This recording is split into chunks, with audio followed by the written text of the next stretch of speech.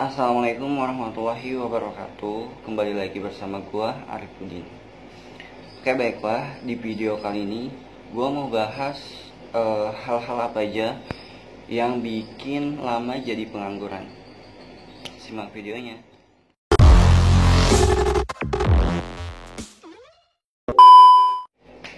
Oke, buat kalian yang sering ngomong jadi pengangguran itu belum rezekinya atau belum apa, masalah rezeki itu adalah urusan Tuhan yang Maha Kuasa. Jadi kita nggak bisa mengubah atau mengutak-atik semuanya. Tugas kita atau jalan satu-satunya yaitu kita tinggal selalu berusaha, ikhtiar, dan doa. Panjatkan doa-doa, berbuat baik juga. Insya Allah akan ada hasil yang kita lihat nanti. Baca. Oke, langsung saja. Hal-hal yang lama bikin jadi pengangguran yaitu yang pertama, ngomongnya sih pengen kerja tapi usahanya dikit banget. Kenapa sih? Nah, kebanyakan dari kita yaitu ngomongnya sih pengen kerja tapi nggak pakai banget kayaknya. Soalnya masih keasikan main sana sini, kumpul-kumpul gak jelas, main game-game yang gak jelas. Bolehlah kalau untuk ngisi luang ini sih ngabisin waktu buat ngebuang-buang waktu lah pokoknya buat nyari pekerjaan. Ketimbang usahanya cari kerja itu nggak ada banget dikit. Terus kalau kalian pengen kerja, sekarang tuh udah banyak banget perusahaan-perusahaan yang sudah nyediain atau ngasih loker yang jelas. Tinggal niat dan usaha kita. Udah banyak banget, udah bisa kita lewat email, website, atau datang langsung. Terus ada juga yang langsung menjadwalin untuk interview. Tinggal kitanya aja yang niat atau enggak buat kerja. Jadi usaha kita itu banyakin. Gue jedotin lo. Nah, yang kedua yaitu pilih-pilih pekerjaan. Banyak banget dari kita, termasuk gue juga mungkin, pilih-pilih soal pekerjaan. Memang sih boleh untuk menentukan karir kita ke depannya, tapi kita juga harus lihat kemampuan kita, ambang kemampuan kita. Soalnya perusahaan juga punya tolak ukur untuk merekrut karyawannya. Apalagi kalau kita itu masih fresh graduate ataupun belum punya pengalaman kerja sama sekali. Saran gue sih mending kalian ambil aja pekerjaan apapun itu untuk pengalaman pertama kerja. Jadi sebagai kerja sebagai apapun, kalian kerjakan dulu untuk merintis karir. Yang namanya merintis karir, awalan itu pasti dari nol dulu. Yakni semuanya tidak ada yang instan. Jadi jalanin dulu, jangan pilih-pilih pekerjaan dulu, apalagi kalau yang belum punya pengalaman kerja. Yaitu kurang gercep ataupun lelet.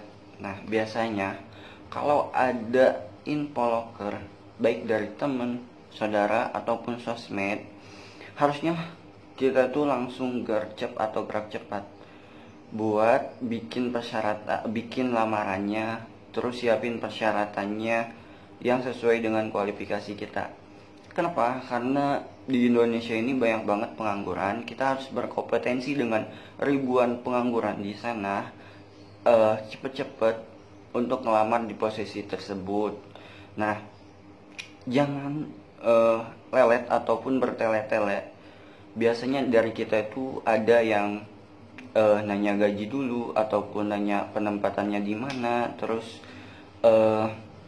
nungguin temen yang mau ngelamar juga. Ya kalau kayak gitu kita bakal keduluan sama yang lain. Nah, pokoknya buat kita yang pengangguran harusnya gercep banget terhadap blocker ataupun infolocker. Gua jedotin lo. Nah, yang keempat yaitu kurangnya strategi dalam mencari pekerjaan. Mau kerja cepat itu butuh strategi. Misalnya, kita harus punya alternatif posisi kerja. Sebagai contoh, kita ingin menjadi seorang operator produksi. Nah, udah ngelamar ke lebih dari 10 perusahaan sebagai operator produksi, tapi belum ada panggilan juga. Nah, dari situ kita udah harus punya alternatif posisi lain selain operator produksi. Jadi kita harus punya minat selain operator produksi. Itu sering banget menunggu yang tak pasti. Nah, ini sering banget kejadian. Kebanyakan dari kita yang udah ikut tes terus suruh nunggu hasilnya 2 minggu ke depan, tidak lamar ke perusahaan lain. Apalagi kalau udah interview sama user ataupun ke tahap medical check up.